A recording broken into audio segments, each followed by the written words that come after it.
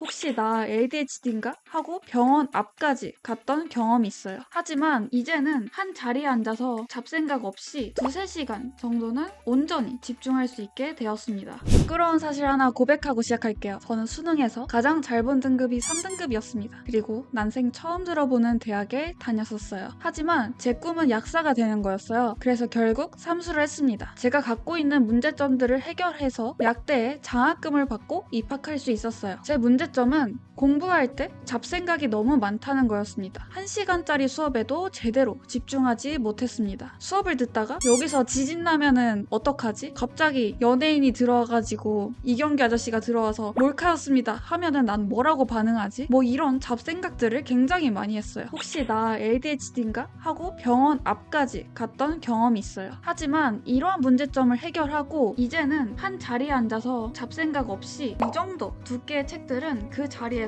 완독을 할 수 있고요. 2~3시간 정도는 온전히 집중할 수 있게 되었습니다. 제가 커뮤니티에 얼마 전에 투표글을 갑자기 올렸었잖아요. 여러분들의 고민은 무엇인가요? 저한테 좀 말 좀 해주세요. 거기서 1등을 했는데요. 무려 투표 결과가 거의 70% 가까이 됩니다. 300분 정도 투표를 해주셨는데 그 중에 70%면 굉장히 많은 분들이 잡생각, 집중력이 좀 떨어지는 것에 대해서 많이들 고민을 갖고 계신 것 같아요. 제가 이제 커뮤니티에 글을 자주 올릴 건데요. 여러분들이 갖고 있는 문제점들을 댓글에다 남겨주시면은 가장 좋아요 높은 거 위주로 해서 그걸 해결하는 영상을 만들어 보도록 하겠습니다. 그러면 바로 시작할게요. 어떻게 하면은 잡생각을 하지 않고 하나에 집중할 수 있게 되었는지, 우리가 문제점이 있으면은 원인부터 파악을 해야 되는데요. 영화 볼 때랑 공부할 때랑 비교를 해볼게요. 우리 영화 볼 때는 집중을 잘하는데 공부할 때, 수업 들을 때는 집중을 잘 못하잖아요. 이 원인에 대해서 한번 생각을 해보면 첫 번째로 공부는 영화만큼 재밌지가 않아요. 두 번째는 내 집중력, 집중하는 힘 자체가 떨어지는 게 두 번째 원인이에요. 그리고 세 번째는 불안감이 세 번째 원인입니다. 그러면 이 세 가지의 원인들을 하나씩 해결해 볼게요. 첫 번째, 지루한 거. 제가 공부 왜 이렇게 재미없지? 이런 생각을 해보니까 변화가 너무 없더라고요. 우리가 영화 볼 때면 이 장면, 저 장면 갑자기 막 폭탄 터지고 하면서 시선을 뗄 수가 없잖아요. 그래서 저는 일부러 공부하는 것에 대해서 변화를 줬습니다. 어떤 것들이 있냐면 첫 번째는 과목의 변화입니다. 과목을 바꾸는 거는 어렵진 않아요. 보고 있는 교재나 강의만 바꿔주면 되니까요. 여기서 주의할 점은 하루에 3~4과목 이상 넘어가는 건 좀 경계를 해야 됩니다. 스위칭하는 그 사이에 집중력이 떨어질 수 있거든요. 제가 선택했던 방법은 하루를 3분할로 쪼개서 3과목 집중을 했었어요. 두 번째는 자리의 변화를 줬습니다. 일부러 저는 점심시간 때 산책을 꼭 나갔습니다. 그렇게 하면은 항상 책상에만 있다가 자리가 바뀌거든요. 오전 시간 동안 공부한 것들을 점심시간 산책하면서 길에서 다시 머릿속으로 떠올리면서 위치를 변경해서 이렇게 좀 공부가 재미없지 않도록 변화를 일부러 줬습니다. 세 번째, 우리가 공부할 때 보통 앉아서 공부하잖아요. 저는 이 자세도 너무 지겹더라고요. 그래서 자세를 서서 한다든지 이렇게 바꿨었어요. 대신에 누우면 안 되겠죠? 네 번째는 우리가 공부할 때 보통 인풋을 많이 하잖아요. 근데 잡생각 날라 한다? 그러면은 바로 아웃풋 하는 공부 방식으로 바꿨습니다. 다시 한번 정리를 해보자면 과목 바꾸기, 두 번째 자리 바꾸기, 세 번째 자세 바꾸기, 네 번째 인풋에서 아웃풋으로 바꾸기. 다음 두 번째 원인인 집중력 자체가 떨어진다. 우리가 수험생활이 기껏해야 1년이잖아요. 그 사이에 집중력을 키우려고 노력하는 거는 어쩌면 조금 비효율적일 수 있습니다. 저는 어떤 시스템을 이용했냐면 바로 도파민 시스템을 이용했어요. 시간 단위로 미션을 부여하는 거죠. 내가 잡생각이 날라 그래? 그러면은 그 자리에서 바로 스스로에게 미션을 줬어요. 예를 들어 1시간 동안 10문제를 풀어서 8문제 이상 맞춰야 돼. 그렇게 해서 8문제 이상을 맞췄다. 그러면 상을 정해놓고 8문제보다 못 맞췄다. 그럼 이제 벌을 주는 거죠. 그렇게 해서 집중력 자체를 키우기보다는 약간 공부를 게임처럼 바꿔서 내 집중력을 끌어올리려고 했어요. 세 번째는 불안인데요. 내가 가고 있는 이 길이 맞는지 그리고 잘 하고 있는지 몰라서 그러더라고요. 그래서 이때는 합격생의 후기를 많이 찾아봤습니다.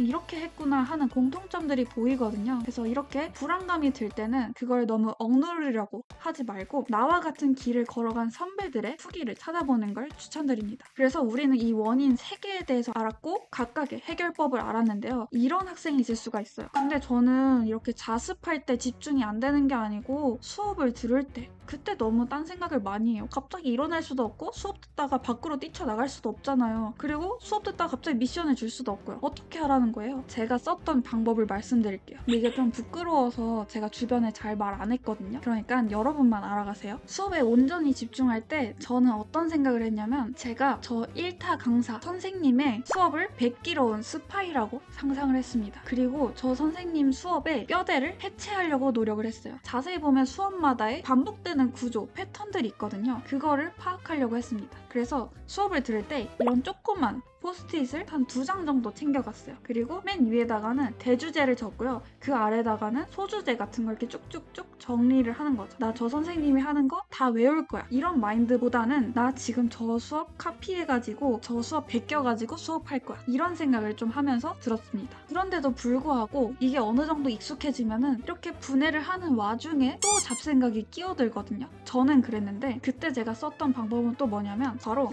포스트잇 하나 옆에다가 제가 이름을 붙였었어요. 바로 나중이 포스트잇이었는데요. 여기다가는 지금 떠오르는 잡생각 있죠. 어떤 가수가 이번에 컴백한다고 들었는데 컴백했나? 여기다가 이제 첫 번째 컴백 확인하기 적어주는 거죠. 그러면 그 잡생각을 내가 억지로 다운시키려고 하는 게 아니고 오늘 공부 끝나고 확인하겠다. 그냥 나중에 하겠다는 거죠. 내가 좋아하는 유튜버 예를 들어서 뭐 김예지 약사 요새 새로운 영상 올라왔나? 그럼 그 자리에서 핸드폰 꺼내서 확인하는 게 아니고 여기 나중에다가 이렇게 적어두는 거예요. 이렇게 적어놓으면은 신기하게도 여기에 대해서 생각이 멈추게 되더라고요. 제가 억누르는 것도 해봤거든요. 너 삼수생이야 정신 차려 이런 것도 해봤는데 한계가 있더라고요. 그래서 이렇게 나중으로 미루면은 내가 좀 그래 뭐 나중에 할 건데 뭐 지금 생각한다고 달라져? 이런 식으로 되니까 잡생각이 거기서 딱 스톱이 되더라고요. 그리고 하나의 팁을 더 드리자면 이렇게 나중에 적어놨었잖아요. 이거를 언제 활용하면 좋냐면 우리 아까 앞에서 그 미션 줘가지고 뭐 8문제 이상 맞추면 상 주고 이런 거 있었잖아요. 그때 8문제 만약에 내가 맞췄다. 그러면 여기 나중에 중에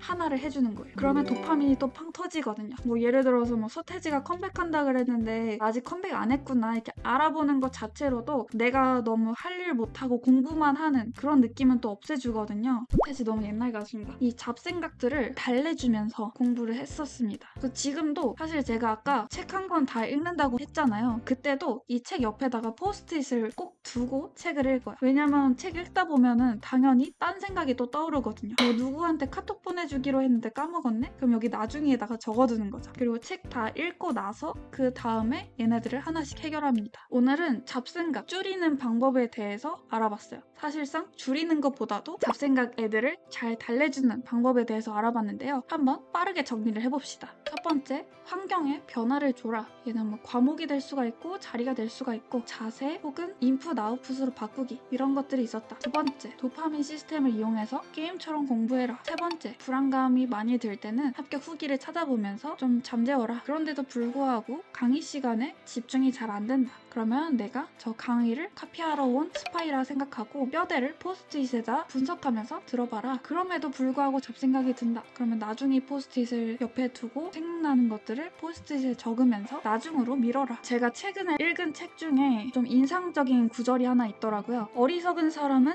자기가 할 수 있다고 착각한다. 그러나 현명한 사람은 선배들의 지혜로부터 배운다. 저는 여러분들이 새로운 과정, 시행착오를 또 겪으면서 답을 찾아가길 원하지 않아요. 그래서 여러분들은 현명하게 제가 시행착오 이미 다 겪었으니까 이런 노하우들을 똑똑하게 빼가셨으면 좋겠습니다. 그리고 정말 그 문제를 해결하고자 하는 의지가 있으니까 이렇게 지루한 영상도 지금까지 보고 계신 거겠죠? 여러분들 항상 제가 멀리서 응원하도록 하겠습니다. 그러면 오늘도 쫀득한 공부 되세요. 안녕.